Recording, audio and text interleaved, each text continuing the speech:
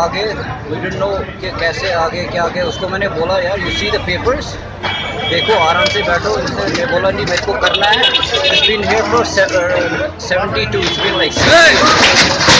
been like 60 years here, and he just came and I told him let's see the papers and we'll talk about it. He was not, he's saying नहीं जी गुंडागर्दी वो ये चल रहा है वो, so I'm really clueless.